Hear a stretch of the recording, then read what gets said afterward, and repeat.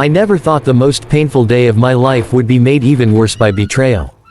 The contractions had already started, each wave of pain taking my breath away. My bag was packed, the baby's clothes neatly folded, and the hospital just 10 minutes away.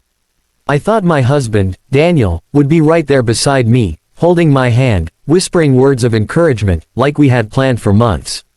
Instead, when I called out to him that it was time, his phone rang. And in that moment, my life shifted. It was his mother. She claimed she was having a heart attack. Without hesitation, Daniel dropped everything, grabbed his keys, and said, "I have to go. She needs me." I begged him, tears streaming down my face, "Daniel, I'm in labor. Our baby is coming now. Please don't leave me." But his eyes darted toward the door, filled with panic, not for me, not for us, but for her. He muttered something about me being strong and rushed out.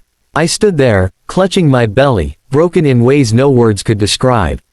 I called an ambulance myself. Strangers carried me into the hospital, not the man I loved, not the father of my child. Every contraction felt like a knife, but the real wound was deeper. As I lay in the delivery room, I couldn't stop imagining him sitting at his mother's side while she pretended to be dying. Because deep down, I knew, it was a performance. His mother had always hated me, always wanted his undivided loyalty. She couldn't stand the idea of me taking her place in his heart. And now, even as I was about to give life to his child, she still found a way to pull him away. Hours passed. Alone, I screamed and pushed until my baby's first cry filled the room. The nurse placed my daughter on my chest, her tiny fingers wrapping around mine, and I wept, not just from joy, but from grief. I whispered, "It's just you and me now, baby girl. I promise I'll never leave you." The room felt both full and empty at the same time. Daniel didn't show up until the next morning. He walked in, looking tired but relieved, and kissed my forehead as if everything was fine. I asked about his mother, and with no shame, he admitted she hadn't had a heart attack at all. Just chest pains. And he stayed the night with her too, make sure she was okay. My heart hardened in that instant. So she needed you more than I did. More than your child being born. His silence was louder than any words. Days turned into weeks. Every time I looked at my daughter, I felt both love and sorrow. Daniel tried to brush it all off, saying his mother was fragile and he couldn't take chances.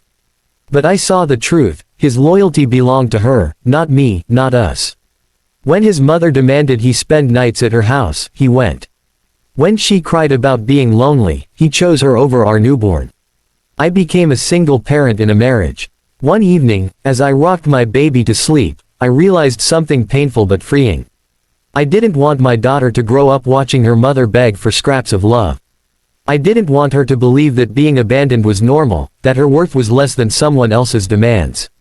So I made a decision. I told Daniel I couldn't do it anymore. If his mother was his first priority, then he should go and stay with her permanently. At first, he laughed, thinking I was bluffing. But when he saw the packed bags by the door, the paperwork I had already started, and the calm in my voice, he realized I meant every word. He begged, he promised change, but I knew his promises were as fragile as his commitment during my labor. I told him, "You missed the most important moment of our lives. You showed me who you are. And I refuse to live in the shadow of a woman who faked illness to control you." It wasn't easy. The nights were long, the bills heavy, and the loneliness real. But every time I looked at my daughter, I found strength. Slowly, I built a life for us. I went back to work, leaned on friends who became family, and discovered a power inside me I never knew I had. I learned that sometimes the people we think we can't live without are the very ones holding us back from truly living.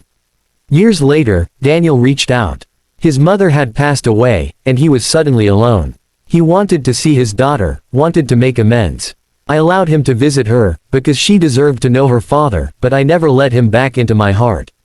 My scars reminded me of the night I gave birth, abandoned yet reborn. My daughter is growing into a strong, confident young woman. She knows her mother fought for her, chose her, and stood tall even when love failed. That's the legacy I want to leave her. That no woman should ever beg to be prioritized, that her worth isn't determined by anyone's neglect, and that strength often comes from the hardest goodbyes. And me, I may have been abandoned in labor, but I walked out of that hospital with more than a baby. I walked out with a reason to never settle for less than I deserve, a reason to rise every day with courage. Pain birthed my greatest blessing, not just my daughter, but my own strength.